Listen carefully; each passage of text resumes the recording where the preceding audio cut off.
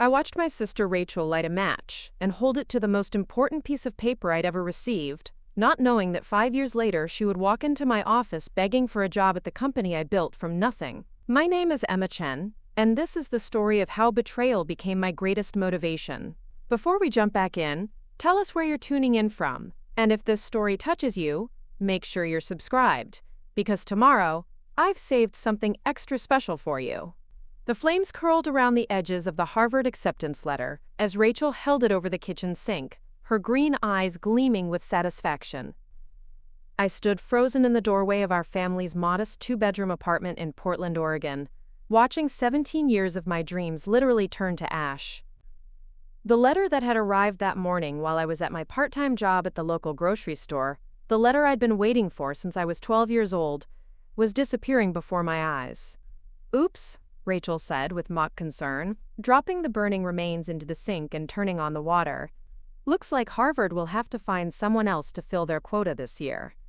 I couldn't speak. My throat felt like it was closing up as I stared at the blackened fragments swirling down the drain. This wasn't just any college acceptance letter. This was Harvard, the dream I'd worked toward every single day since middle school. While Rachel spent her high school years skipping classes and hanging out with friends, I'd been studying until 2 in the morning, working weekends to save money for application fees, and volunteering at the community center to build my resume. "Why would you do this?" I finally managed to whisper, my voice cracking. Rachel dried her hands on a dish towel, her perfectly styled blonde hair catching the afternoon light streaming through our small kitchen window. At 19, she was 2 years older than me and had always been the one who got everything easily. Good grades without studying, boyfriends without trying, and our parents' attention without asking. But this wasn't about grades or boys or family dynamics. This was about destroying my future. "Because," she said, tossing the towel onto the counter with casual indifference, "someone needs to keep you grounded, little sister. You've been walking around here like you're better than everyone else since you started getting those perfect grades. Harvard? Please. Kids like us don't go to Harvard.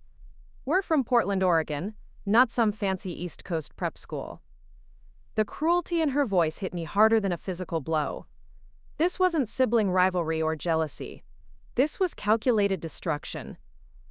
Rachel had opened my mail, read my acceptance letter, and decided that I didn't deserve the opportunity I'd earned.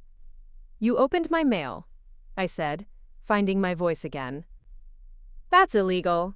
She laughed, a sound that used to comfort me when we shared a bedroom as kids but now felt like glass breaking. "Are you going to call the police on your own sister? Mom and Dad will love that."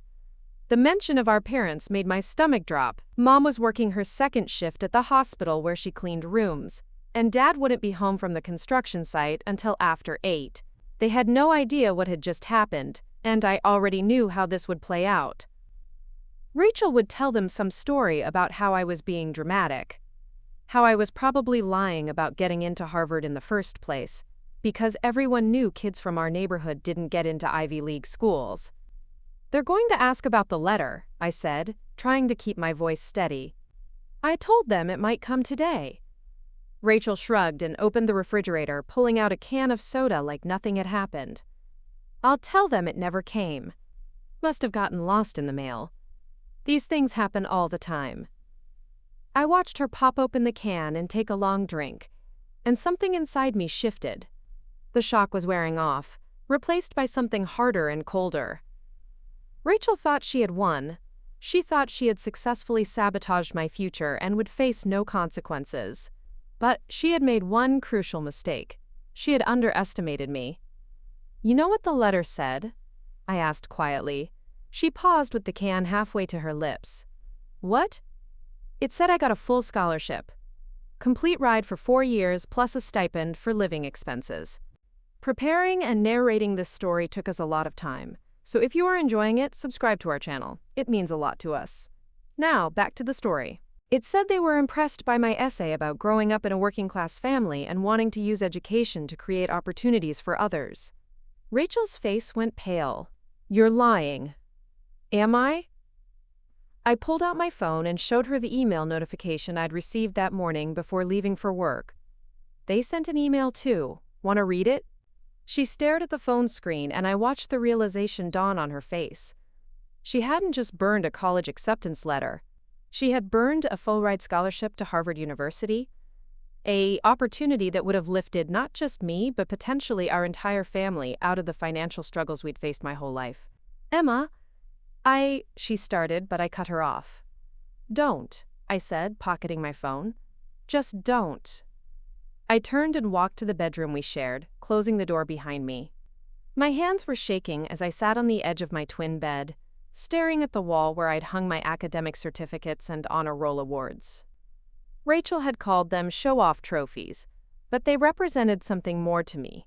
They were proof that hard work mattered, that coming from a family with no money didn't have to mean having no options. But now what? I could call Harvard, explain what happened, ask for another copy of the letter. But the deadline for accepting admission was in 3 days, and even if they believed my story about the destroyed letter, there would be questions about why I waited so long to respond. And knowing Rachel, she would find a way to sabotage that too. I opened my laptop and stared at the Harvard admissions portal. The acceptance was still there, waiting for my response. But sitting in this tiny bedroom, listening to Rachel talking on the phone in the kitchen like nothing had happened, I realized something important. Even if I could fix this situation, even if I could still go to Harvard, I would always be looking over my shoulder. Rachel had shown me exactly what she thought of my dreams and my future. That night, when my parents came home exhausted from their respective jobs, Rachel delivered her performance flawlessly.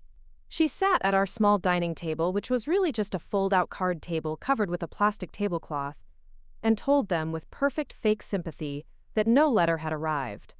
"Maybe tomorrow," Mom said, reaching over to squeeze my hand. Her fingers were rough from years of cleaning supplies and double shifts, but her touch was gentle. "You know the mail can be unreliable." Dad nodded, still in his construction clothes with dust on his boots. "Your mother's right. These fancy schools probably send out thousands of letters. Could take a while." I looked across the table at Rachel, who was cutting her microwave dinner into precise little pieces, and made a decision that would change the trajectory of my entire life. I would not tell them about the letter. I would not expose Rachel's betrayal. But I would also not let this destroy me. "Actually," I said, setting down my fork, "I've been thinking about staying local for college. Portland State has a good business program, and I could keep working while I study." The disappointment on my parents' faces was immediate and heartbreaking. They had been so proud when I told them I'd applied to Harvard, even though they didn't really understand what it meant. To them, Harvard was something they saw on TV, a place for rich kids and geniuses. But they knew it was important to me, and they wanted me to have opportunities they'd never had. "Emma, honey," Mom said carefully, "you don't have to stay close to home for our sake. If you got into one of those fancy schools—" "I know," I interrupted gently, "but I think this is the right choice for me." Rachel looked up from her dinner, and for just a moment, I saw something flicker across her face. Surprise, maybe, or confusion. She had expected me to fight harder, to expose what she'd done, to create drama that would tear our family apart. Instead, I was calmly changing course, adapting to the new reality she'd created. But she didn't know about the plan that was already forming in my mind. The next morning, I got up an hour earlier than usual and walked to the public library before it opened, waiting on the steps until the librarian unlocked the doors. I spent the entire day researching business programs, startup accelerators, and successful entrepreneurs who had built companies without Ivy League degrees. I read about Sarah Blakely starting Spanx with $5,000, about Michael Dell building his computer company from his dorm room, about countless others who had turned setbacks into comebacks. By the time I walked home that evening, I had a plan. I would study business at Portland State, but that would just be the foundation. I would spend every free moment learning about technology, about emerging markets, about the gaps in the economy that smart, hungry people could fill. I would work multiple jobs to save money for starting a business. And most importantly, I would remember exactly how it felt to watch my dreams burn in a kitchen sink. That weekend, I withdrew my acceptance to Harvard. I told the admissions officer that I had decided to pursue other opportunities, and I thanked them for believing in me. The woman on the phone sounded genuinely disappointed, and she encouraged me to reapply in the future if my circumstances changed. I was polite and grateful, but I knew I would never need Harvard again. What I needed was something Rachel had inadvertently given me: fuel. The next 4 years passed in a blur of relentless activity. I enrolled at Portland State and dove into my business courses while working 3 part-time jobs. I delivered food in the evenings, tutored high school students on weekends, and spent my summers doing data entry for a small tech company downtown. Every dollar I earned went into 2 accounts, one for school expenses and one for my future business. Rachel, meanwhile, seemed to drift through life without any particular direction. She'd enrolled in community college but dropped out after 1 semester. She worked at a series of retail jobs, each one lasting only a few months before she'd quit or get fired for showing up late or calling in sick too often. Our parents worried about her constantly, but they also enabled her behavior by letting her live at home rent-free while I paid for my own small studio apartment near campus. I saw less and less of my family during those years, partly because of my schedule, but mostly because being around Rachel still filled me with a quiet rage I wasn't ready to address. She had moved on from destroying my Harvard letter like it was just another sibling prank, but I remembered. I remembered everything. During my junior year at Portland State, I started working with a professor on research about supply chain inefficiencies in local businesses. What I discovered was that small and medium-sized companies in the Pacific Northwest were losing millions of dollars annually because they couldn't access the same logistics technology that big corporations used. The existing solutions were too expensive and too complicated for smaller operations. That was my opening. I spent my senior year developing a software platform that could integrate with existing business systems and optimize supply chain management for companies with fewer than 500 employees. It wasn't revolutionary technology, but it was accessible technology, designed specifically for the market that everyone else was ignoring. By the time I graduated from Portland State, I had a working prototype, 3 beta customers, and $15,000 in savings.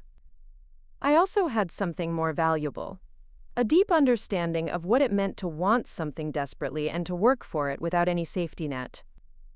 I incorporated LogiLink solutions on a rainy Tuesday morning in downtown Portland, sitting in a lawyer's office that smelled like old coffee and stale cigarettes.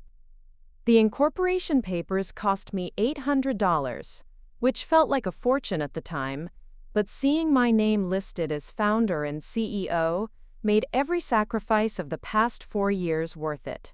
The first year was brutal. I worked 18-hour days from my studio apartment, cold calling potential customers during business hours and coding improvements to the platform late into the night. I lived on ramen noodles and peanut butter sandwiches, and I wore the same 3 professional outfits to every client meeting. But slowly, gradually, the business grew. My breakthrough came when I landed a contract with a mid-sized furniture company that was struggling to coordinate shipments between their 3 warehouses and dozens of retail partners. Within 6 months of implementing my system, they had reduced their logistics costs by 30% and improved their delivery times by almost half. Word spread quickly in Portland's tight-knit business community. By the end of my second year, LogiLink had 12 employees and was generating enough revenue for me to rent actual office space in a converted warehouse in the Pearl District. By the end of year 3, we had expanded to serve clients throughout Oregon and Washington. By year 4, we were operating in 6 states with a team of 47 people. And then, on a Tuesday morning that started like any other, my assistant knocked on my office door with a stack of resumes for our new customer success position. "These are the candidates for the final round of interviews," she said, setting the stack on my desk. "HR has already screened them, but they wanted you to review the files before we schedule meetings." I was only half listening as I flipped through the resumes. We'd been growing so fast that hiring had become a constant process, and I'd learned to scan quickly for the qualifications and experience markers that mattered most for each role. But when I reached the 3rd resume in the stack, I stopped breathing. Rachel Chen, Portland, Oregon. Experience in retail management and customer service. References available upon request. My sister had applied to work at my company. I stared at the resume for a long moment, my coffee growing cold in my hand. Rachel had used her married name, Johnson, in her email address and contact information, but she'd listed her maiden name on the resume itself. She probably thought it would help her chances, assuming I might give preference to someone with the same last name, without realizing the connection. But there was no question it was her. Same birthday, same address where our parents still lived, same high school, and looking at her work history, I could see the pattern of short-term employment that I remembered from family gatherings I'd occasionally attended over the past 5 years. According to the resume, Rachel had been unemployed for the past 3 months. I leaned back in my chair and closed my eyes, remembering that afternoon in our family's kitchen. I could still see her face as she held the match to my Harvard letter, still hear her voice telling me that kids like us didn't belong at places like Harvard. I thought about all the nights I'd worked until my eyes burned, all the sacrifices I'd made, all the moments when I'd wanted to quit but kept going because I had something to prove. Rachel had no idea that the company she was applying to work for was mine. LoggyLink Solutions was incorporated under my married name, Matthews, which I'd taken when I married my college boyfriend David 2 years earlier. And our company website featured photos of the leadership team, but Rachel had never been particularly interested in my life or career. She had probably applied to dozens of companies over the past few months, sending out resumes in bulk and hoping something would stick. To her, LoggyLink was probably just another mid-sized company with decent benefits and steady pay. But to me, this was something else entirely. This was the universe offering me a choice. I could reject her application outright and she would never know why. I could have HR send her a polite rejection email, and Rachel would move on to the next job listing without ever realizing how close she'd come to working for the sister whose dreams she'd tried to destroy. Or I could do something else. Something that would require me to be bigger than my anger, smarter than my desire for simple revenge. I opened my laptop and pulled up Rachel's application in our HR system. She'd submitted it 3 days earlier, along with a cover letter that was surprisingly well written. She'd clearly done research about our company and had tailored her application to highlight customer service experience that could transfer to our customer success role. For the first time in 5 years, I felt something other than anger when I thought about my sister. I felt curious. What had happened to Rachel over the past 5 years while I was building my company? What had led her to apply for a job that required the kind of steady, professional commitment she'd never shown before? And most importantly, what would happen if I gave her a chance to prove herself in a way she'd never had to before? I picked up my phone and called our head of HR. "Hey, Patricia," I said when she answered. "I'm looking at the resumes for the customer success position. Can you tell me more about Rachel Johnson?" "Oh, she's an interesting candidate," Patricia replied. "Her work history is a bit spotty, but she interviewed really well with our hiring manager. She's been out of work for a few months, but she was very honest about it. Said she'd been taking care of family obligations and was ready to commit to a more stable position." Family obligations? I wondered what that meant. "What did you think of her overall?" I asked. "I think she could be a good fit if she's really ready to settle down professionally," Patricia said. "She has good communication skills and seems genuinely interested in growing with a company long term.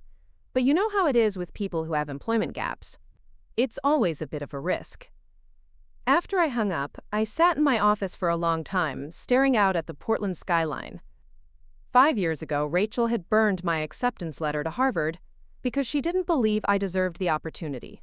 Now she was applying to work for the company I'd built from nothing, not knowing that her little sister had become her potential boss. The irony was so perfect it almost felt orchestrated. But what I did next wouldn't be about irony or revenge or evening scores. It would be about what kind of person I had become during these 5 years of building something meaningful. It would be about whether I was strong enough to separate my personal history from my professional responsibilities. And it would be about giving Rachel a chance she'd never given me. I called Patricia back. "Schedule an interview with Rachel Johnson," I said. "I want to meet with her personally." "You want to interview her yourself?" Patricia sounded surprised. "You usually don't get involved in hiring for individual contributor roles." "This one's different," I said. "Schedule it for tomorrow if she's available."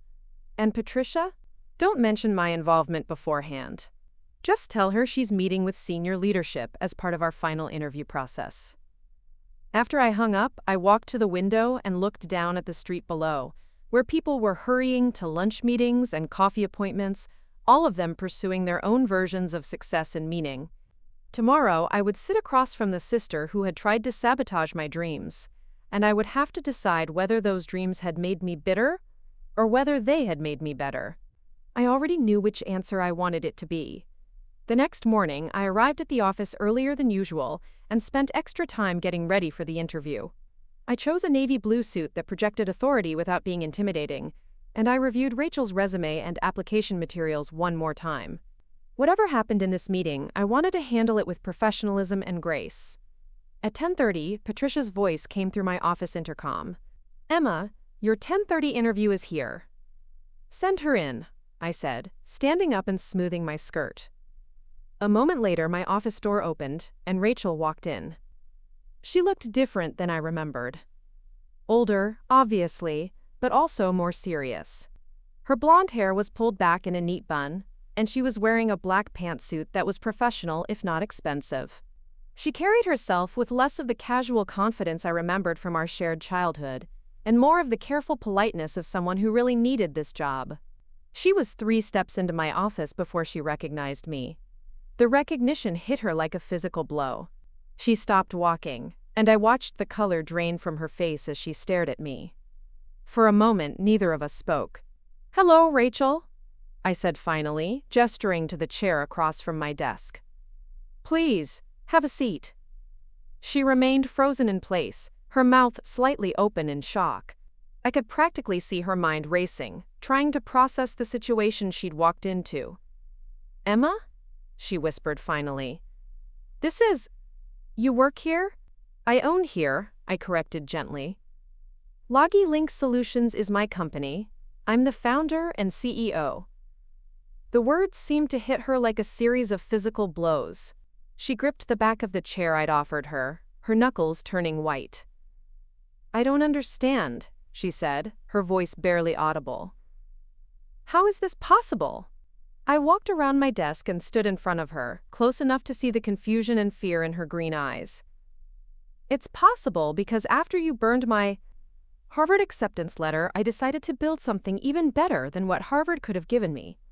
The mention of the letter made her flinch visibly. "Emma, Sit down, Rachel," I said, not unkindly but with unmistakable authority. "We have a lot to talk about." Rachel sank into the chair like her legs had given out beneath her. I watched her process the reality of the situation, seeing the exact moment when the full implications hit her. Her little sister, the one she'd dismissed as dreaming too big, was now sitting behind an executive desk in a corner office of a successful company that bore my name on the incorporation papers. "I need to leave," she said suddenly, starting to stand up again. "This was a mistake. I shouldn't have come here." "Sit down," I repeated, and this time there was steel in my voice that made her freeze halfway out of her chair. "You applied for a job at my company, Rachel. The least you can do is complete the interview process." She looked toward the door like she was calculating whether she could make it out before I stopped her. But something in my expression must have convinced her that running wasn't an option, because she slowly settled back into the chair. "Why?" she asked, her voice shaking slightly. "Why would you want to interview me when you know what I did?" I walked back around my desk and sat down, taking my time to arrange the papers in front of me. Rachel's resume lay on top of the stack, and I could see her staring at it like it was evidence of a crime she'd committed. "Because," I said, meeting her eyes directly, "5 years ago you taught me an important lesson about what happens when people underestimate me. I'm curious to see if you've learned any lessons yourself." The silence stretched between us for a long moment. I could hear the sounds of the office beyond my door, phones ringing and keyboards clicking, and the low hum of productive work being done. All of it represented something I'd built from nothing, something that existed because Rachel had forced me to find a different path than the one I'd originally planned. "Tell me about your employment history," I said finally, picking up her resume. "I see you've had several positions over the past few years." Rachel's hands twisted in her lap. "You already know about my employment history. You're just trying to humiliate me." "I'm trying to conduct a professional interview," I corrected. If you're not interested in being interviewed for this position, you're free to leave. But if you want me to consider you for this job, you'll answer my questions like any other candidate would." She stared at me for a moment, clearly struggling with the surreal nature of the situation.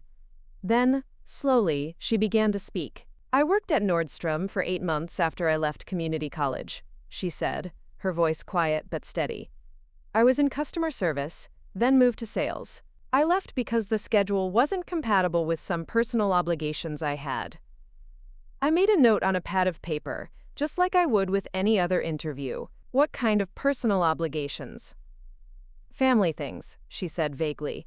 "Can you be more specific? Future employers will want to know that personal obligations won't interfere with your work performance." Rachel's jaw tightened. Mom got sick. She needed someone to drive her to appointments and help around the house when Dad was working. This was news to me. In the past few years, I'd maintained minimal contact with my parents, calling them maybe once a month and visiting only on major holidays. They'd never mentioned that Mom had been sick. "What kind of illness?" I asked, and for the first time since she'd walked into my office, my professional facade cracked slightly. "Cancer," Rachel said quietly. "Breast cancer. She's fine now, in remission for almost a year, but the treatment was rough. Chemo every 2 weeks for 6 months. Then radiation. Dad couldn't take time off work because they needed the insurance, so I stepped in." I felt something cold settle in my stomach. "When was this?" "Started about 2 years ago. That's why I left the job at Nordstrom, and why I've been doing temporary work since then. I needed flexibility to take care of her." I set down my pen and looked at Rachel with new eyes. While I'd been building my company and nursing my old grievances, my mother had been fighting cancer, and Rachel had been taking care of her. The employment gaps on her resume suddenly made sense, and they painted a picture of sacrifice rather than instability. "Why didn't anyone tell me?" I asked, abandoning the formal interview structure.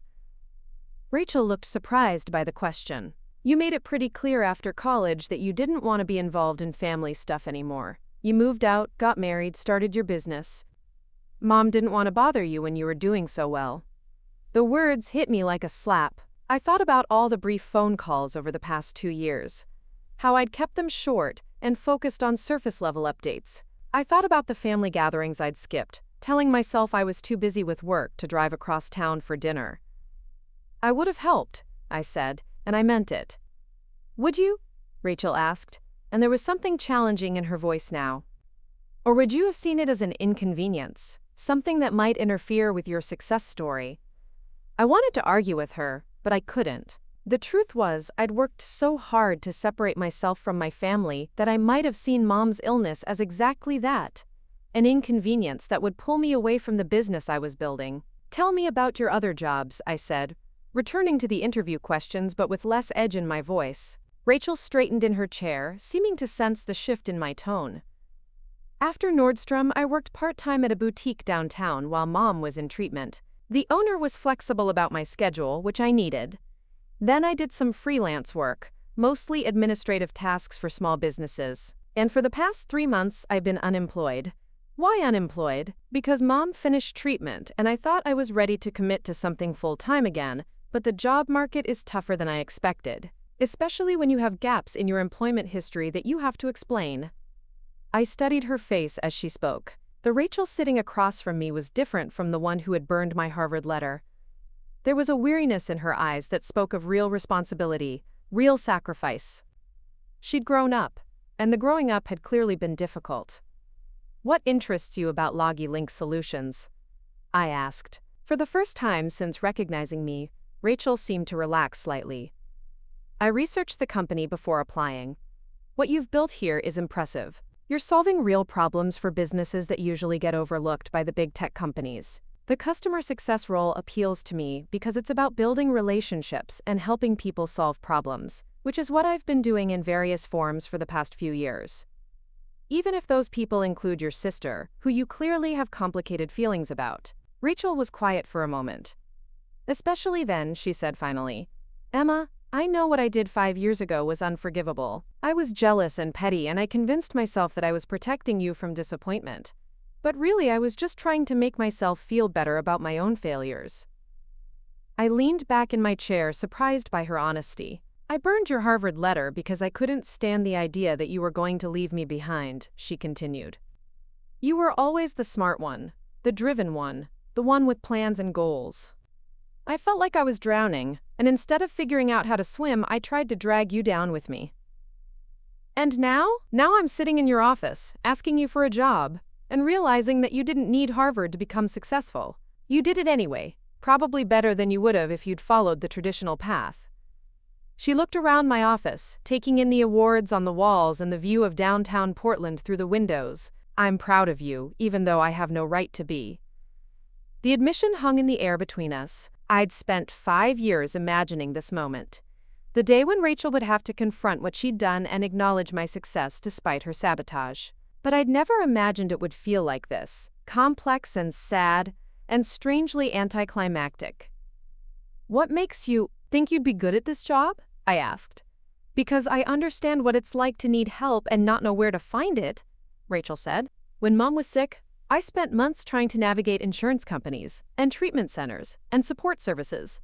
I learned how to be persistent without being pushy, how to advocate for someone who couldn't advocate for themselves, and how to find solutions when the obvious path wasn't working. She paused, then continued. And because I know what it's like to fail. I've made mistakes, big ones, and I've had to live with the consequences. I think that makes me better at helping other people when they're struggling, because I don't judge them for not having all the answers. It was a good answer, probably the best answer she could have given. It showed self-awareness and tied her personal experiences to the job requirements in a meaningful way. If she'd been any other candidate, I would have been impressed, but she wasn't any other candidate. She was my sister, the person who had deliberately tried to sabotage my future, sitting in my office asking me to give her a chance she'd never given me. Rachel, I said carefully, if I hire you, it won't be because we're family. It will be because I think you can do the job. And if you can't do the job, I'll fire you just like I would anyone else. I understand. Do you? Because working here would mean working for me, taking direction from me, being accountable to me for your performance and your conduct. Are you prepared for that dynamic? Rachel was quiet for a long moment, and I could see her really thinking about what I was asking. Finally, she nodded. Yes, she said. I think I am. I think maybe it's time I learned what it means to work for something, instead of just expecting things to work out. I stood up and walked to the window, looking down at the street below while I processed everything she'd told me. The revelation about Mom's illness had shifted something fundamental in how I understood the past 2 years. Rachel hadn't been drifting aimlessly through temporary jobs. She'd been making sacrifices to take care of our mother, while I'd been too wrapped up in my own success to notice. But that didn't erase what she'd done 5 years ago. It didn't change the fact that she'd deliberately destroyed something I'd worked for, or that she'd done it out of jealousy and spite. There's something else you need to know, I said, turning back to face her. About what happened after you burned that letter. Rachel's face went pale again. What do you mean? I mean that Harvard wasn't the end of my story, Rachel. It was just the beginning of a different story. When you burned that letter, you didn't destroy my future. You redirected it. I walked back to my desk and pulled out a folder I kept in my bottom drawer. Inside were copies of articles about LogiLink solutions, awards we'd won, and photos from company events. I spread them out on the desk between us. 5 years ago, you told me that kids like us don't go to Harvard, I said. You were right. But what you didn't understand is that kids like us do other things. We build companies. We create jobs. We solve problems that Harvard graduates working at consulting firms never even notice. Rachel stared down at the papers, her eyes wide as she took in the scope of what I'd accomplished.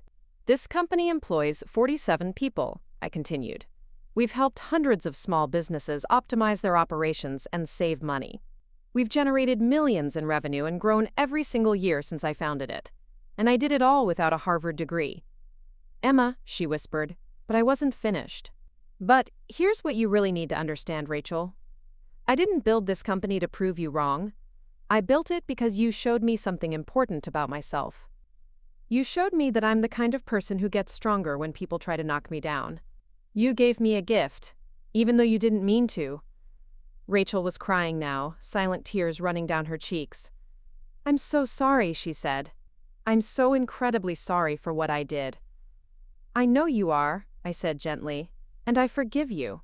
But forgiveness doesn't mean forgetting, and it doesn't mean pretending that actions don't have consequences." I gathered up the papers and put them back in the folder. "The job you're applying for pays $65,000 a year with full benefits. It's demanding, work with high expectations and little tolerance for anything less than excellence. If I hire you, you'll be starting at the bottom of the customer success team, and you'll have to earn every promotion through performance, not family connections." "I understand. Do you? Because this isn't charity, Rachel. This isn't me trying to make up for lost family time or feeling guilty about Mom's illness. This is business. If you can't handle being treated like an employee instead of a sister, then this won't work." "I can handle it," she said, wiping her eyes with the back of her hand. "I want to handle it. I want to prove that I can be someone you're proud to have working for you, not just someone you feel obligated to help." I studied her face for a long moment, looking for any sign of the entitlement or casual cruelty I remembered from 5 years ago. But all I saw was a woman who had been humbled by life and was asking for a chance to prove she'd learned from her mistakes. "The position requires travel," I said. "About 20% of the time, visiting client sites and conducting training sessions. Can you handle that?" "Yes. And you'll be working closely with technical teams to understand our software platform. Are you comfortable learning new technology?" "I learn quickly," she said. "I had to figure out a lot of new systems when I was helping Mom navigate her treatment. Medical portals, insurance websites, scheduling systems. I'm not intimidated by technology." I nodded, making mental notes about her responses. Despite everything between us, Rachel was interviewing well. She was giving thoughtful answers that showed she'd prepared for this conversation and understood what the job required. "What are your long-term career goals?" I asked. Rachel hesitated. "Honestly, right now, my goal is just to prove that I can be reliable and valuable in a professional environment. I've spent the past few years reacting to crises instead of planning for the future. I'd like to learn how to think strategically again. And if you're successful here, what would you want to do next?" "I don't know yet," she admitted. "Maybe management, eventually. Maybe specializing in a particular aspect of customer success. But I think I need to prove myself in this role first, before I start thinking about what comes next." It was another good answer, showing humility and focus on immediate goals rather than unrealistic ambition. "One final question," I said. "Why should I hire you instead of one of the other candidates we're considering? What makes you the best choice for this position?" Rachel was quiet for a moment, and I could see her choosing her words carefully. "Because," she said finally, "I understand what it's like to need a second chance, and I won't waste it. Because I know what failure costs, and I'm not willing to pay that price again. And because working for someone I've wronged will motivate me to exceed expectations every single day."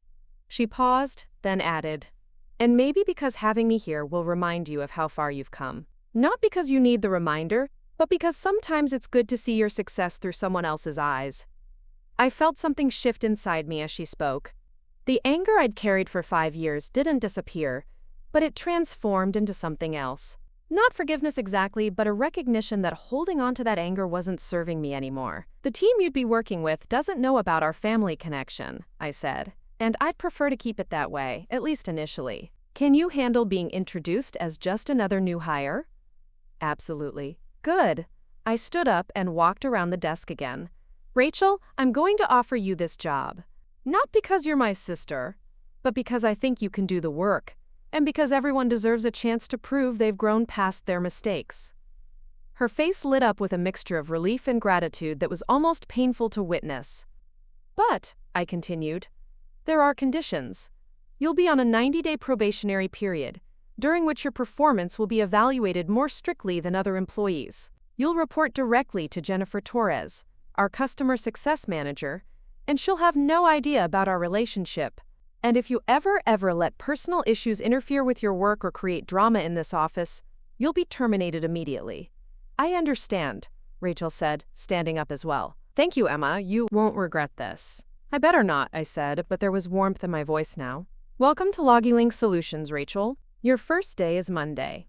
We shook hands across my desk, and for the first time in 5 years, it felt like we might actually be sisters again, instead of just two people who happened to share DNA. After Rachel left, I sat alone in my office for a long time, staring out at the city skyline and thinking about the strange turns life can take. 5 years ago, I thought my story was about revenge, about proving Rachel wrong and showing her what she'd cost me. But sitting there in the aftermath of our interview, I realized it had never been about her at all. It had been about me, about discovering what I was capable of when I stopped waiting for other people's permission to pursue my dreams, about learning that success isn't about following the prescribed path, but about creating your own path when the prescribed one gets blocked. Rachel had burned my Harvard acceptance letter, but she hadn't burned my ambition or my intelligence or my work ethic. Those things had always belonged to me, and they still did. Hiring her felt like closing a circle, like completing a story that had started with destruction and was ending with creation. Not the creation of a perfect family relationship, because too much had happened for that, but the creation of something new, something built on accountability and earned respect rather than obligation and shared history. My phone buzzed with a text from David, my husband, asking how the interview had gone. I stared at the message for a moment, trying to figure out how to explain what had just happened. Finally, I typed back, "I hired her. I'll tell you everything tonight." Then I turned back to my computer and pulled up the onboarding checklist for new employees. Rachel would need a desk assignment, computer setup, benefits enrollment, and a dozen other logistical details handled before Monday. But first, I had a phone call to make. I dialed my parents' number, something I hadn't done in months. Mom answered on the third ring. "Emma, honey, what a nice surprise. Is everything okay?" "Everything's fine, Mom," I said. "I just wanted to check in. How are you feeling?" There was a pause on the other end of the line. "I'm doing well, sweetheart. Very well. Did Rachel tell you about the treatment?" "She mentioned it during her job interview today." Another pause. Longer this time. "Her job interview?" "She applied to work at my company, Mom. I hired her." I could hear my mother take a sharp breath. "Oh my goodness. Emma, I had no idea she was even looking for work there. Did she know it was your company?" "Not until she walked into my office," I said. "It was as much a surprise to her as it was to me." "How did it go? Are you two okay?" I considered the question. "We're going to be okay," I said finally. "It might take some time, but I think we're going to be okay." After I hung up with Mom, I called Patricia in HR and asked her to start the onboarding process for our new hire. Then I sent an email to Jennifer Torres, letting her know she'd have a new team member starting Monday, and asking her to prepare a training schedule.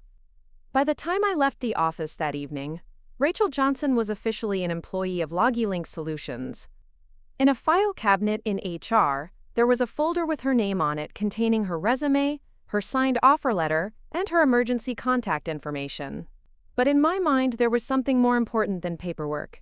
There was the possibility that people could change, that mistakes could become lessons, and that sometimes the best revenge is building something so meaningful that the original injury becomes irrelevant.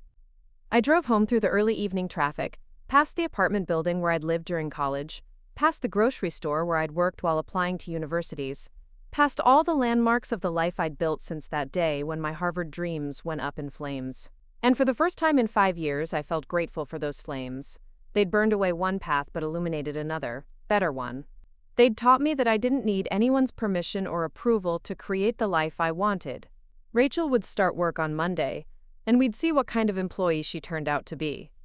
But regardless of how that story unfolded, mine was already complete. I'd built something from nothing, proved that determination mattered more than credentials, and learned that true success isn't about what other people can't take away from you. It's about what you can create when they try. Monday morning arrived with an unseasonable Portland drizzle that matched my nervous energy as I prepared for Rachel's first day at LoggyLink. I'd spent the weekend second-guessing my decision to hire her, oscillating between confidence that I'd made the right choice and panic that I'd just invited chaos into the professional sanctuary I'd worked so hard to build. David had listened patiently as I explained the entire situation over dinner Friday night, his expression shifting from surprise to concern to something approaching admiration as I detailed my reasoning for offering Rachel the position. "You're either incredibly mature or setting yourself up for spectacular failure," he'd said finally, reaching across our kitchen table to squeeze my hand. "But knowing you, if this goes badly, you'll figure out how to turn it into another success story." Now sitting in my office at 7:30 in the morning reviewing the day's schedule, I wondered which prediction would prove accurate. Jennifer Torres knocked on my door at exactly 8 o'clock, her usual punctuality a comfort in the midst of my uncertainty. As our customer success manager, Jennifer had been with LogiLink for 3 years, promoted twice, based on her exceptional ability to turn frustrated clients into loyal advocates for our platform. "Morning, Emma," she said, settling into the chair across from my desk with her ever-present notebook and coffee mug. "I wanted to check in about our new hire before she arrives. Rachel Johnson seems qualified on paper, but her employment history has some gaps. Is there anything specific I should know about her situation?" I'd been dreading this conversation all weekend. Jennifer deserved to know what she was walking into, but I also needed to maintain professional boundaries around my family relationship with Rachel. "Rachel has been dealing with some family medical issues that required flexible scheduling," I said carefully. "That's why her recent employment has been primarily temporary or part-time work. She's ready to commit to a stable full-time position now, but she may need some time to adjust to corporate structure since she's been self-managing for a while." Jennifer nodded, making notes. "Understood. I've scheduled her for a full week of orientation and training. Product knowledge, customer service protocols, our internal systems. By Friday, she should be ready to start shadowing some client calls." "That sounds perfect. And Jennifer, I want you to evaluate her performance exactly as you would any other new hire. No special treatment, no adjustments to our usual standards. If she can't meet expectations, I need to know immediately." "Of course," Jennifer said, but there was something in her expression that suggested she sensed there was more to the story than I was sharing. "I'll treat her like any other team member." After Jennifer left, I tried to focus on my regular Monday morning routine of reviewing weekend emails and preparing for the week's priorities. But I kept glancing at the clock, tracking the minutes until Rachel would arrive for her 9 o'clock start time. At 8:55, my assistant buzzed my office intercom. "Emma, there's a Rachel Johnson here for orientation. Should I send her to Jennifer's office?" "Yes, please," I replied, surprised by the relief I felt that Rachel had shown up on time. For reasons I couldn't fully articulate, I'd been half expecting her to change her mind over the weekend and simply not appear. I forced myself to wait a full hour before walking through the customer success department, ostensibly to check on a client issue but really to observe how Rachel was settling in. I found her at a temporary desk near Jennifer's office, focused intently on a computer screen, while Jennifer explained our customer relationship management system.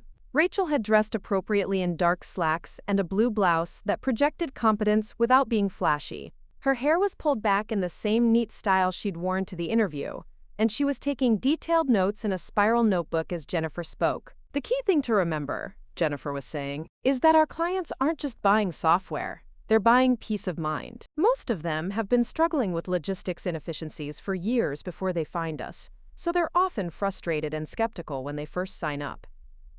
"How do you handle that skepticism?" Rachel asked, and I was pleased to hear genuine curiosity in her voice rather than the polite disinterest I'd feared. "By listening first," Jennifer replied. "Before I try to solve any problem, I make sure I understand exactly what they've been experiencing and why previous solutions haven't worked. Sometimes the issue isn't really about the software at all. Sometimes they just need to feel heard." Rachel nodded thoughtfully.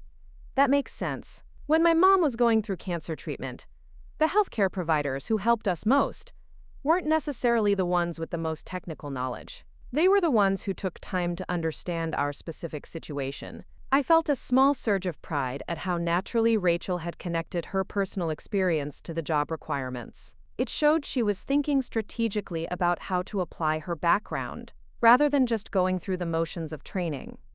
"Exactly," Jennifer said, warming to Rachel's engagement. "Customer success is really about relationship building. The technical skills can be taught, but empathy and communication are what make the difference between a satisfied client and a loyal advocate." I continued walking through the department, stopping to chat briefly with other team members about their current projects. but I was acutely aware of Rachel's presence in my peripheral vision, cataloging every interaction and response for signs of how this experiment might unfold. The rest of the morning passed without incident. I resisted the urge to check on Rachel again, instead throwing myself into a series of meetings about our expansion into the California market. It wasn't until lunchtime that I allowed myself to think about how the first few hours had gone. I was reviewing financial projections in my office when Jennifer appeared in my doorway, looking slightly puzzled. "Do you have a minute?" she asked. "I wanted to give you an update on Rachel's progress." "Of course. How is she doing?" Jennifer sat down and consulted her notes. "Honestly, better than I expected. She's asking smart questions, picking up our systems quickly, and she has good instincts about customer psychology. But there's something unusual I wanted to mention." My stomach tightened. "What kind of unusual?" "She keeps asking about you," Jennifer said, not in a gossipy way, but she seems really interested in understanding your leadership style and the company culture you've created. It's almost like she's studying you." I worked to keep my expression neutral. Maybe she's just eager to understand the organization she's joining. "Maybe," Jennifer agreed, but she still looked puzzled. "It's just that most new hires are focused on learning their immediate job responsibilities. Rachel seems equally interested in the bigger picture of how LogiLink operates and grows. She asked me about our company values, our long-term strategic goals, even how you started the business." "What did you tell her?" "The standard story. That you founded LogiLink after college to address supply chain inefficiencies you'd identified through research. That you bootstrapped the company from personal savings and grew it organically without outside investment." She seemed really impressed by that. I nodded, wondering what Rachel was really thinking as she learned the details of what I'd built. Did she understand the connection between my success and the path she'd tried to block 5 years ago? Or is she simply curious about the company she now worked for? "How does she interact with the rest of the team?" I asked. "Very professionally. She's friendly but not overly familiar. She seems to understand appropriate workplace boundaries, which is good. And she's clearly taking the training seriously. She's been taking notes on everything."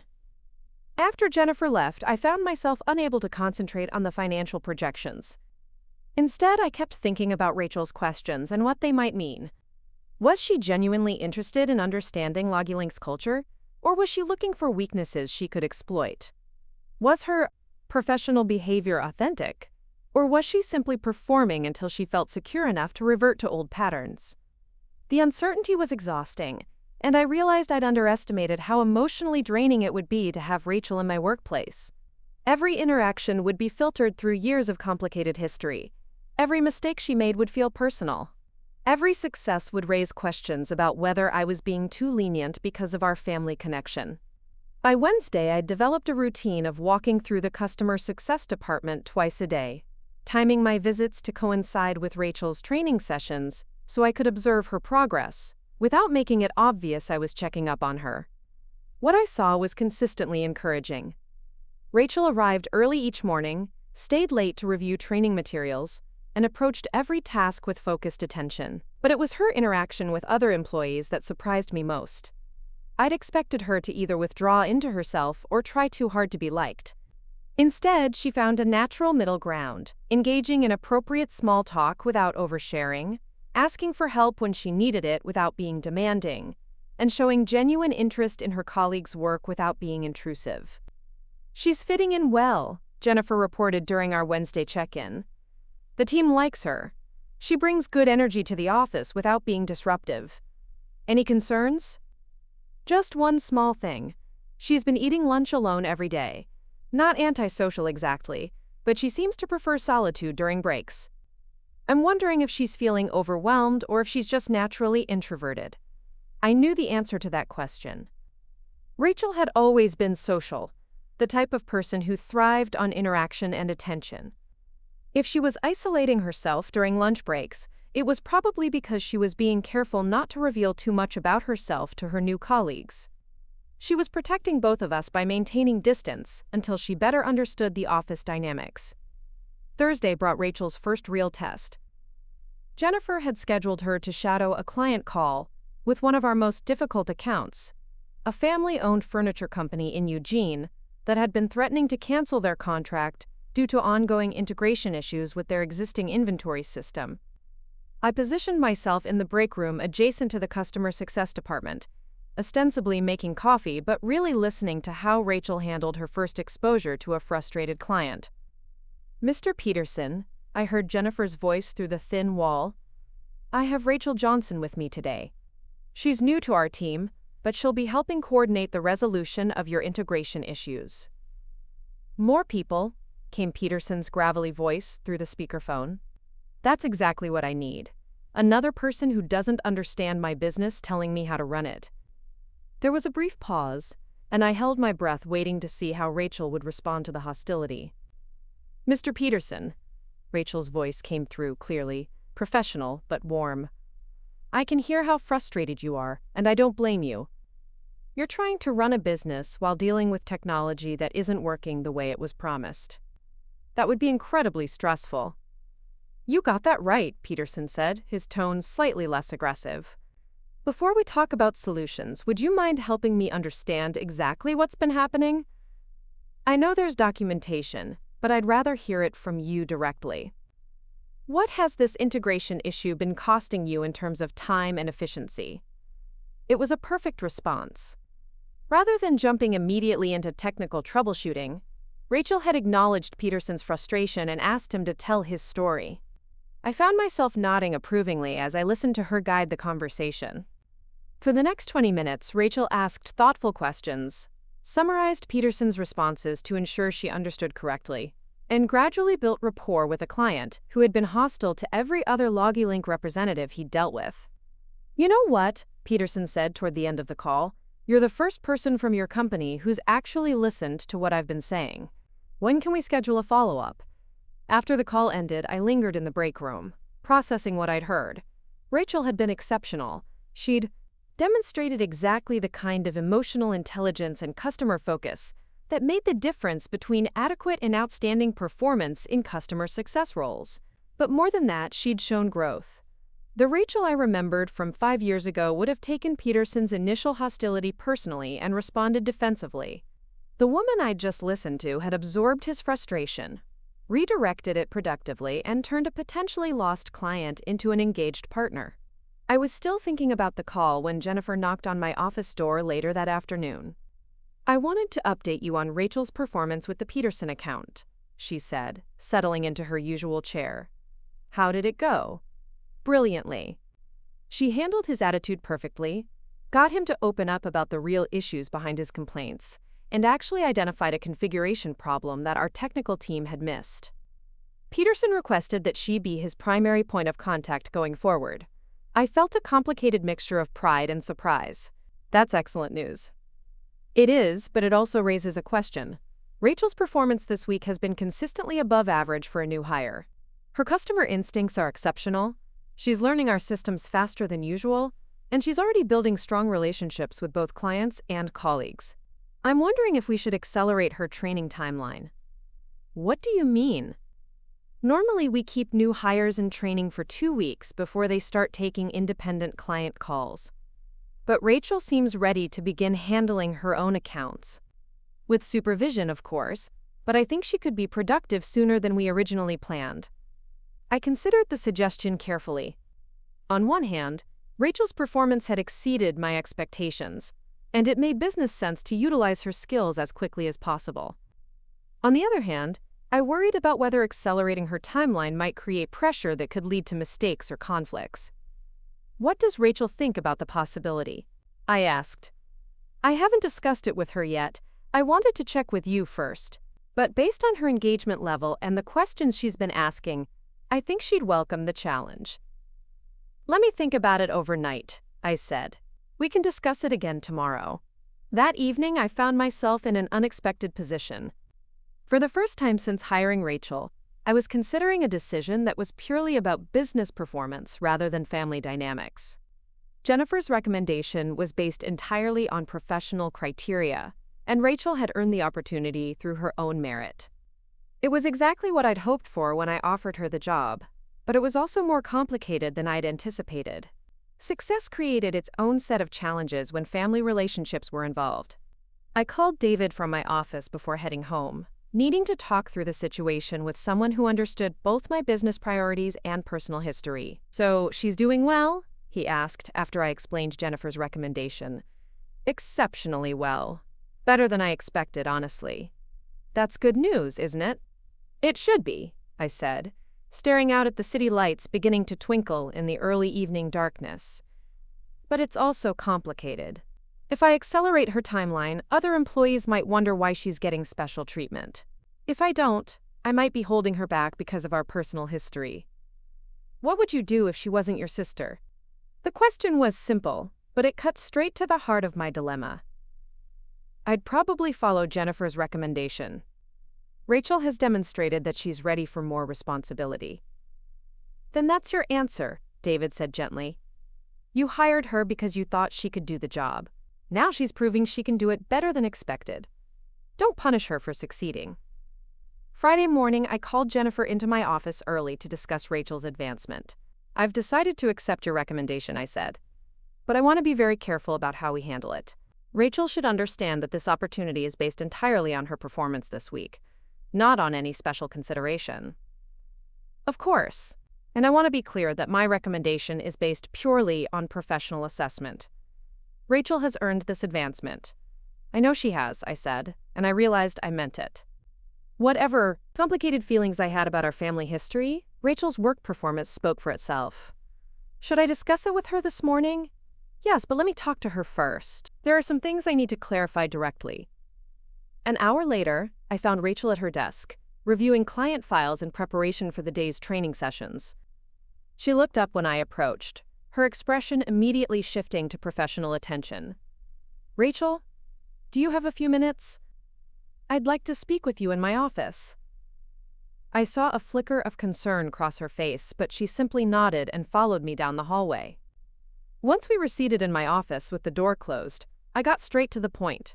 "Jennifer has recommended that we accelerate your training timeline based on your performance this week. She thinks you're ready to start taking independent client calls with supervision." Rachel's eyes widened slightly. "Really? It's only been 4 days. 4 days during which you've exceeded expectations consistently. Your handling of the Peterson call yesterday was particularly impressive." "You heard that? I make it my business to know how important client interactions are going," I said, which was true even if it didn't explain why I'd been specifically listening to her call. Rachel was quiet for a moment, and I could see her processing the implications of the advancement opportunity. "Emma," she said finally, "I need you to know that I want this promotion because I've earned it, not because you feel obligated to help me. If there's any doubt about whether I'm ready, I'd rather wait." "There's no doubt," I said. "Jennifer's recommendation is based entirely on professional criteria. You've demonstrated exceptional customer instincts and learning ability. The advancement is merited." "Okay," she said, but I could see she was still processing. "What would my new responsibilities include?" "You'd have your own client portfolio, starting with 3 accounts that are currently stable but need regular check-ins. Jennifer would still supervise your work closely, but you'd be the primary point of contact for those clients." "I accept," Rachel said without hesitation. "And thank you for trusting me with this opportunity." After she left my office, I reflected on how the conversation had gone. Rachel's immediate concern about earning the advancement, rather than receiving special treatment, showed a level of professional maturity I hadn't been sure she possessed. She wanted to succeed on her own merits, which suggested she understood the importance of maintaining clear boundaries between our family relationship and workplace dynamics. But as I watched her walk back to her desk through my office window, I couldn't shake the feeling that we were entering uncharted territory. Rachel's success at LoggyLink was creating new complexities in our relationship, both professional and personal.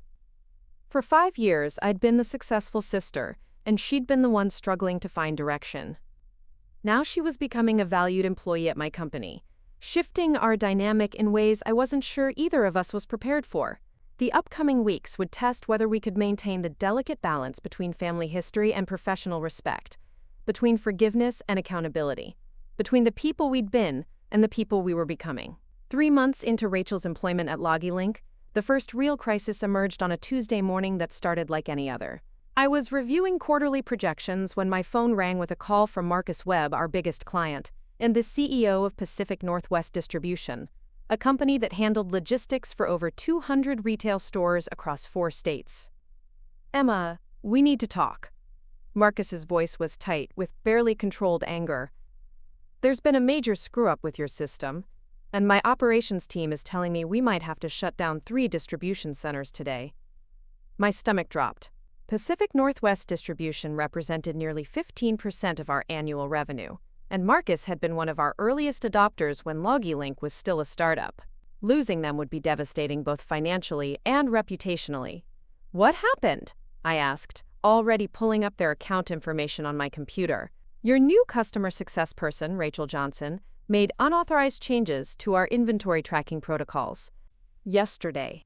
Now our system is showing phantom stock levels, and we can't fulfill orders because we don't know what we actually have in our warehouses." I felt the blood drain from my face. Rachel had been handling the Pacific Northwest account for 6 weeks, and it had been going smoothly. Marcus had specifically requested to work with her after she'd helped them resolve a minor integration issue that had been lingering for months. "Marcus, I'm going to look into this immediately and call you back within the hour," I said. "In the meantime, can your team revert to manual processes temporarily?" "We're already doing that, but it's costing us thousands of dollars in overtime and delayed shipments." "Emma, I've been patient with LogiLink because I believe in what you're building, but if this isn't fixed by end of business today, we're going to have to consider other options." After hanging up, I immediately called Jennifer into my office. She arrived within minutes, looking as concerned as I felt. "Tell me exactly what happened with the Pacific Northwest account yesterday," I said without preamble. Jennifer consulted her tablet, scrolling through activity logs.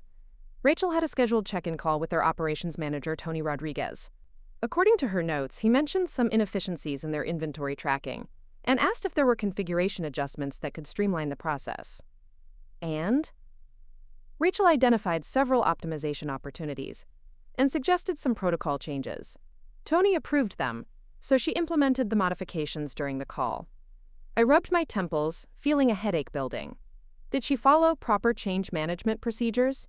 Did she document the modifications and get sign-off from their IT department? Jennifer's expression told me the answer before she spoke. She documented the changes, but she didn't route them through their IT department for approval. Tony Rodriguez authorized them as the operations manager. "Tony doesn't have authority to approve system-level changes," I said, reaching for my phone. "Only their IT director can sign off on protocol modifications." The situation was exactly what I'd feared when I hired Rachel. She'd made a well-intentioned mistake that demonstrated both competence and poor judgment.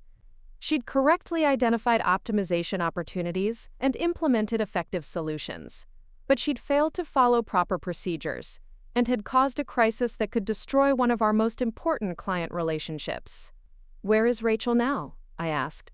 "She's in the conference room preparing for her 9 o'clock client call with Cascade Manufacturing. Cancel that call and ask her to come to my office immediately." While I waited for Rachel, I pulled up the detailed logs of yesterday's system modifications. What I saw made the situation both better and worse than I'd initially understood. Rachel's technical changes were actually brilliant. She'd identified inefficiencies that our implementation team had missed and had configured solutions that would ultimately save Pacific Northwest significant time and money. But she'd implemented them without proper authorization, and the immediate result was chaos in their operations. Rachel knocked on my office door and entered when I called for her to come in.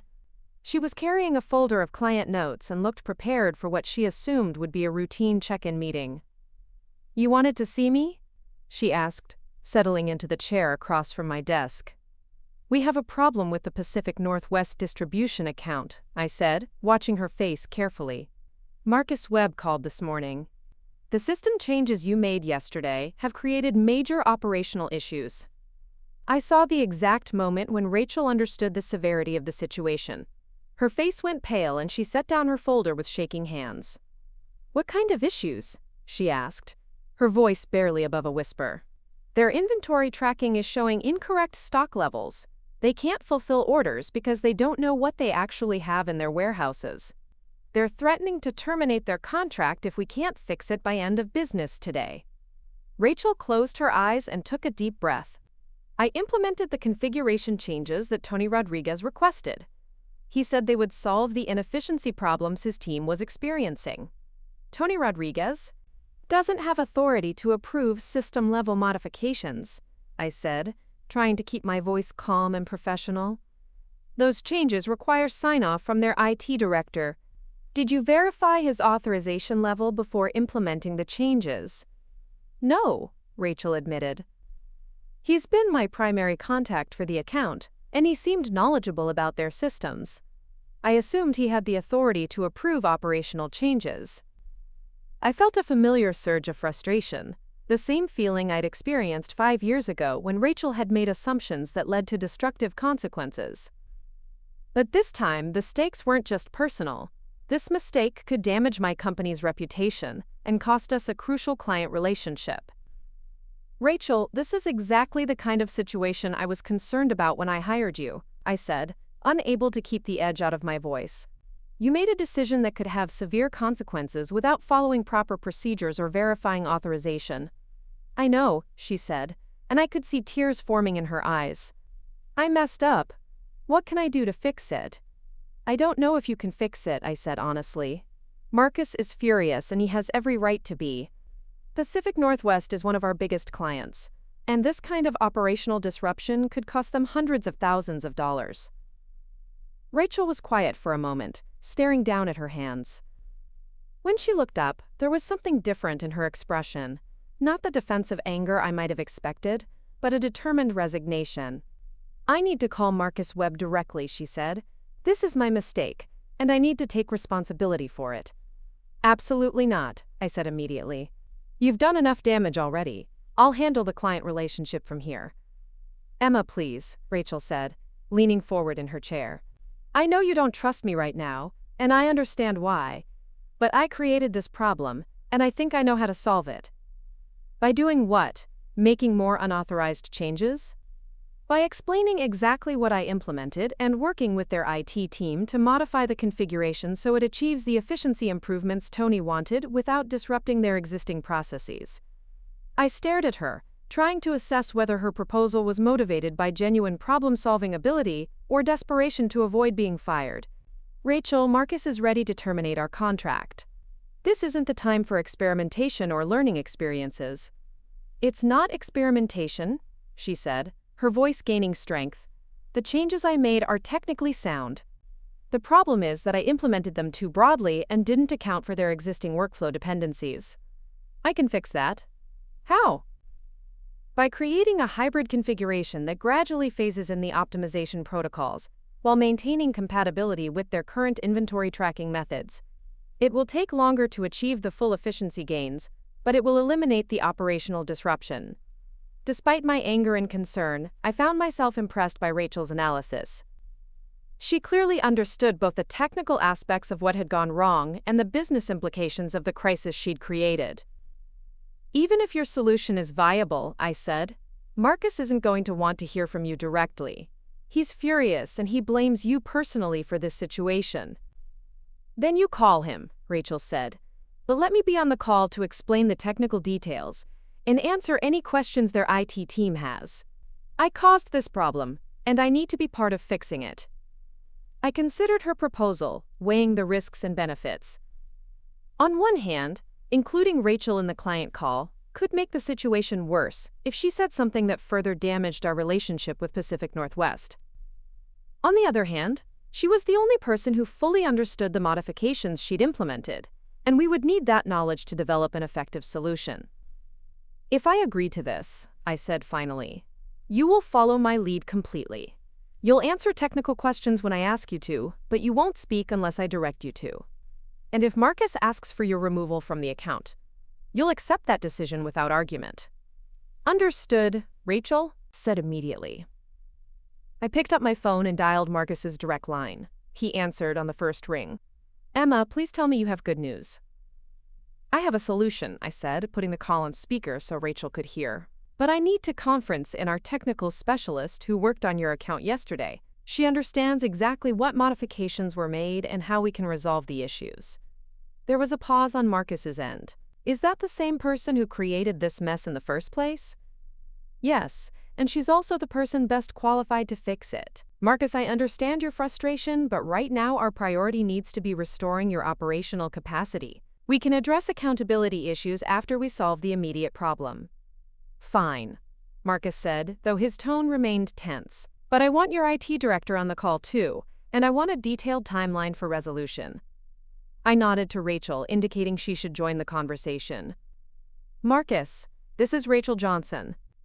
I want to start by apologizing for the disruption my modifications caused to your operations. Apologies don't fix inventory tracking systems, Marcus replied curtly. You're absolutely right, Rachel said, her voice steady despite the obvious tension. But I believe I can fix the technical issues within the next 4 hours. The modifications I implemented yesterday are fundamentally sound, but I applied them too broadly without accounting for your existing workflow dependencies. What does that mean in practical terms? It means I can create a hybrid configuration that maintains your current inventory tracking accuracy while gradually implementing the efficiency improvements your operations team requested. You'll get the benefits Tony Rodriguez wanted, but without the operational disruption. Marcus was quiet for a moment. How confident are you that this approach will work? Very confident, Rachel said.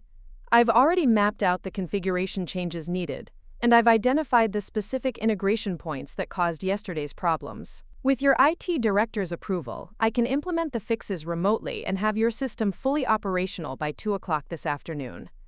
And if it doesn't work? Rachel glanced at me before answering. Then LogiLink will absorb all costs associated with reverting to your previous system configuration and implementing an alternative solution from another vendor, if that's what you choose. I felt my heart skip a beat. Rachel had just committed to financial terms that could cost LogiLink hundreds of thousands of dollars if her solution failed. It was either an incredibly confident technical assessment or a desperate gamble to save her job. Emma, Marcus said, are you prepared to stand behind that commitment? I looked at Rachel, trying to read her expression for any sign of uncertainty. What I saw was focused determination and what appeared to be genuine confidence in her proposed solution. Yes, I said. LogiLink stands behind that commitment. All right, Marcus said. You have until 2 o'clock, but I want hourly progress reports, and I want your IT director monitoring every change that gets made to our system. After we hung up, I stared at Rachel in disbelief. Did you just commit my company to potentially hundreds of thousands of dollars in damages? I committed to fixing a problem I created, Rachel said, and I will fix it. Emma, I know you have every reason to doubt me right now, but I understand exactly what went wrong yesterday and exactly how to correct it. You better be right, I said, reaching for my phone to call our IT director. Because if you're not, this conversation is going to be the last one we have as employer and employee. The next 6 hours were some of the most stressful of my professional life. I spent the morning in our technical operations center, watching Rachel work with our IT team to develop and test the hybrid configuration she'd proposed.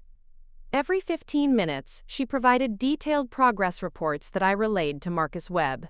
What I observed gradually shifted my perspective on both Rachel's technical abilities and her approach to problem-solving under pressure. She worked methodically through each system integration point, identifying not just the immediate fixes needed, but also the underlying workflow assumptions that had caused the original problem. The issue wasn't really with the optimization protocols themselves, she explained to our IT director, as they tested the hybrid configuration in our development environment. It was that I implemented them as universal rules rather than contextual guidelines. Pacific Northwest's inventory system has legacy dependencies that require manual overrides in certain situations. So your solution preserves those override capabilities while still achieving the efficiency gains? Our IT director asked. Exactly. They'll get about 70% of the performance improvements immediately, and we can phase in the remaining optimizations over the next month as their team adapts to the new workflows. At 1:30, Rachel initiated the implementation of her fixes on Pacific Northwest's live system. I watched the deployment progress on multiple monitors while staying on an open phone line with Marcus Webb and his IT director.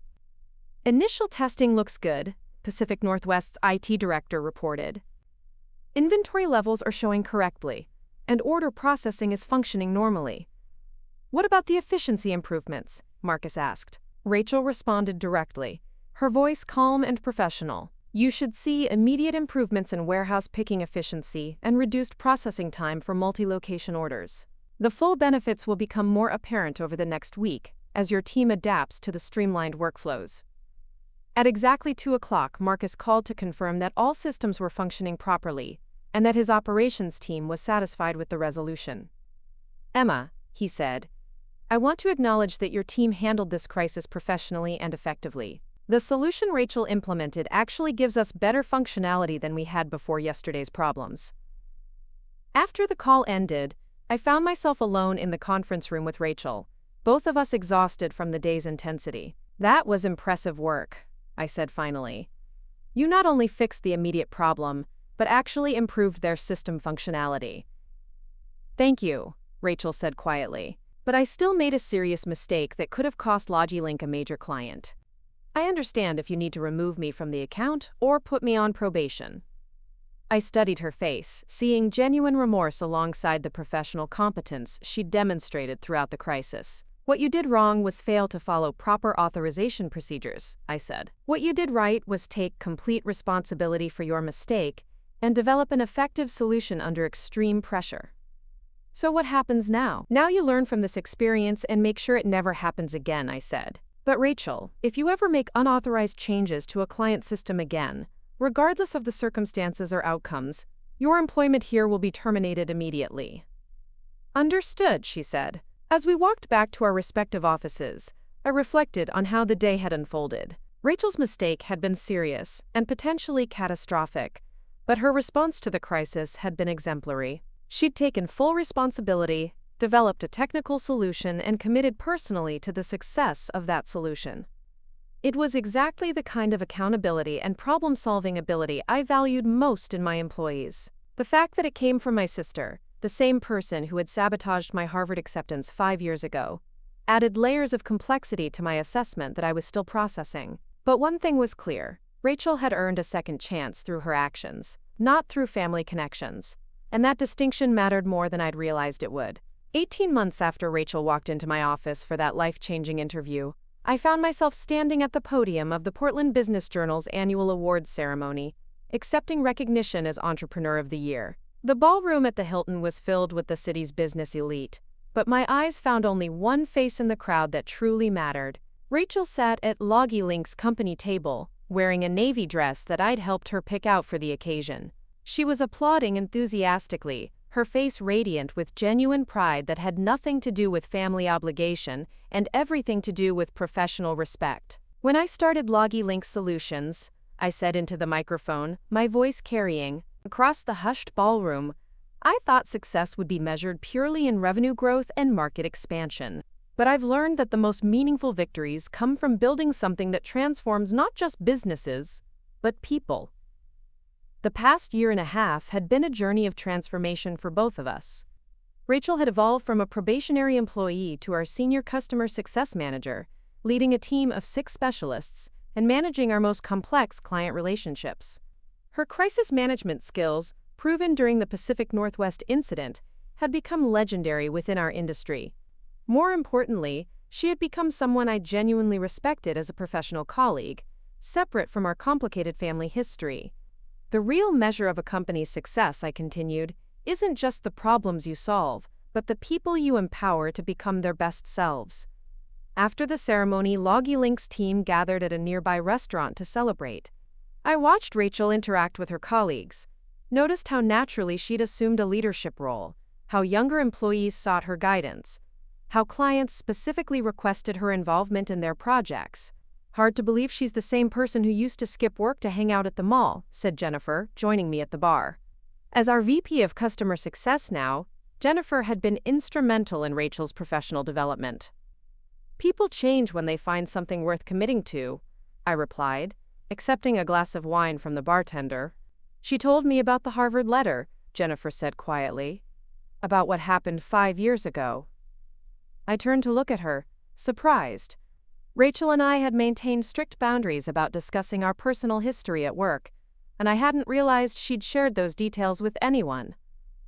When? I asked. Last month, when I was considering her for the senior manager promotion. I wanted to understand why you'd taken such a personal interest in her development. She explained everything. I felt a familiar tightness in my chest. And what did you think? I thought she was incredibly brave to tell me, Jennifer said. And I thought you were incredibly wise to hire her, despite that history. Emma, what Rachel did was wrong, but what you both built from it has been extraordinary. Later that evening, after most of the team had gone home, Rachel and I found ourselves alone at the restaurant bar. The awards ceremony felt like a natural moment to address things we'd been careful not to discuss during her employment. I'm proud of you, Rachel said simply. Not just tonight, but for everything you've accomplished. I'm proud of you too, I replied, and meant it completely. You've become an exceptional professional, Rachel. You've earned every advancement, every responsibility, every success you've achieved at LogiLink. It wasn't easy, she admitted. Working for you, I mean. Not because you weren't fair, but because I knew I had to prove myself twice as much as anyone else. Did you resent that? Rachel considered the question seriously. At first, maybe, but then I realized it made me better. Having to exceed expectations forced me to discover capabilities I didn't know I had. I nodded, understanding exactly what she meant. The Harvard letter forced me to discover capabilities I didn't know I had too. I've been thinking about that a lot lately, Rachel said, swirling the wine in her glass. About how the worst thing I ever did to you might have led to the best thing that ever happened to you. It wasn't the worst thing leading to the best thing, I corrected gently. It was both of us choosing how to respond to a destructive moment. You chose to grow from your mistakes. I chose to build something meaningful from my anger. Those were conscious decisions, not inevitable outcomes. The conversation was interrupted by David arriving to pick me up. He'd met Rachel numerous times at company events over the past year, and their interactions had evolved from polite courtesy to genuine warmth. Congratulations on the award, he said, kissing my cheek before turning to Rachel. And congratulations on your promotion. Emma tells me you're leading the expansion into Seattle. Thank you, Rachel said, beaming. It's exciting and terrifying at the same time. The best opportunities usually are, David replied with a smile. As we prepared to leave, Rachel touched my arm gently. Emma, there's something I wanted to ask you. Would you be willing to speak at a conference I'm organizing for young professionals about overcoming setbacks and finding second chances? What kind of conference? It's for people who've made major mistakes early in their careers or personal lives. People who are trying to rebuild and prove themselves. I thought your story about building LogiLink might inspire them. I was touched by the request and by Rachel's initiative in organizing such an event. I'd be honored to speak. Thank you. And Emma? Would you be comfortable if I told the story about the Harvard letter? About how we both learned and grew from that experience. The question surprised me. For almost 2 years, we'd kept our personal history separate from our professional relationship. But Rachel was suggesting we share that story as an example of redemption and growth. Yes, I said after a moment. I think people need to hear that forgiveness is possible, that people can change, and that sometimes the most painful experiences lead to the most meaningful outcomes. 3 months later, I stood on another stage, this one at the Oregon Convention Center, addressing an audience of young professionals who were all seeking second chances in various forms. Rachel sat in the front row, having introduced me as both her sister and her boss, explaining how our complicated history had led to unexpected professional collaboration. 5 years ago, I began, my sister burned my acceptance letter to Harvard University. She did it out of jealousy and fear, and it was one of the most devastating moments of my life. I could see the audience leaning forward, intrigued by the personal nature of the opening. But that moment taught me something crucial about resilience and opportunity. The path you planned isn't always the path you need. Sometimes the most painful redirections lead to destinations you never could have imagined. I talked about building LoggyLink, about turning anger into ambition, about the difference between seeking revenge and seeking meaning. But mostly, I talked about the power of choosing growth over resentment. The most extraordinary part of this story, I continued, isn't that I built a successful company after my original plans were derailed. It's that the person who derailed those plans eventually became one of my most trusted colleagues and valued team members. Rachel's eyes were bright with tears as I spoke about her transformation, her accountability, her commitment to excellence. Forgiveness isn't about forgetting or pretending that harmful actions didn't have consequences, I said. It's about choosing to build something new and better from the wreckage of what was destroyed. After the conference, Rachel and I drove to our parents' house for Sunday dinner, a tradition we'd reestablished over the past year. Mom had made her famous lasagna, and Dad had actually taken the afternoon off from his usual weekend projects to join us. "We watched the live stream of your presentation today," Mom said as we gathered around their small dining table. "We're so proud of both of you." "Your mother cried through the whole thing," Dad added with a gruff smile. "Kept saying she couldn't believe her daughters had figured out how to work together instead of against each other." "It took us a while," Rachel said, reaching across the table to squeeze my hand. "But we got there." Later that evening, as we cleaned up the dinner dishes, Mom pulled me aside in the kitchen. "Emma, I need to apologize for something," she said quietly. "Your father and I always knew about the Harvard letter." I stopped washing dishes and turned to stare at her. "What?" Rachel told us what she'd done the same night it happened. She was crying, completely distraught about what she'd done. "We should have made her tell you immediately, should have helped you try to fix it." "Why didn't you?" Mom's eyes filled with tears. "Because we were scared. We were so proud that you'd gotten into Harvard, but we were also terrified about how we'd afford it, even with financial aid." When Rachel destroyed the letter, part of us was relieved that the decision had been taken out of our hands. The revelation hit me like a physical blow. "You were relieved?" "Not relieved that you'd been hurt," Mom said quickly, "but relieved that we wouldn't have to watch you struggle financially to pursue a dream that seemed so far beyond anything our family had ever achieved." I leaned against the kitchen counter, processing this new information. "So you let Rachel carry the guilt alone while I built my resentment, and nobody told the truth." "We were wrong," Mom said simply. "We were cowards, and we failed both of you. But Emma, look what you built from that failure. Look how strong you both became." I looked through the kitchen doorway at Rachel, who was laughing at something Dad had said while they folded napkins together. She'd carried the secret of our parents' complicity for 5 years, never using it to deflect blame or reduce her own accountability. "She never told me you knew," I said. "Because she didn't want to hurt your relationship with us," Mom replied. Even after everything, she was trying to protect the family. That night, I lay in bed thinking about layers of family secrets and the different ways people carry guilt and responsibility. Rachel had made a terrible mistake, but she'd also shielded me from the knowledge that our parents had been complicit in that mistake. She'd accepted full blame to preserve my relationship with them. It was another example of how much she'd grown, how much her priorities had shifted from self-protection to protecting others. The next morning, I arrived at the office to find Rachel already at her desk, reviewing client reports for our weekly team meeting. The Seattle expansion she was leading had exceeded all projections, and we were already planning similar expansions into San Francisco and Denver. "Good morning, boss," she said with a smile as I passed her office. "Good morning, employee," I replied, our standard greeting that acknowledged both our professional relationship and the journey we'd taken to reach it. As I settled into my own office, I reflected on how completely our story had transformed. 5 years ago, Rachel had burned my Harvard acceptance letter in a moment of destructive jealousy. Now she was a key leader in the company I'd built from the ashes of that destroyed dream. But the real transformation wasn't in our professional success.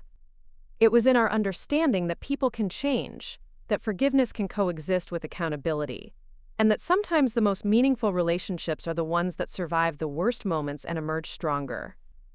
My phone buzzed with a text from Rachel. "Team meeting in 5 minutes. And Emma, thank you for giving me the chance to become someone worthy of your trust." I smiled and typed back, "Thank you for becoming that person." Walking to the conference room where my team was gathering, I felt a profound sense of completion. Not because our story was over, but because it had evolved into something neither of us could have imagined when it began with flames in a kitchen sink. Sometimes the best revenge isn't revenge at all. Sometimes it's building something so meaningful that the original injury becomes the foundation for something beautiful. Up next, you've got 2 more standout stories right on your screen. If this one hit the mark, you won't want to pass these up. Just click and check them out.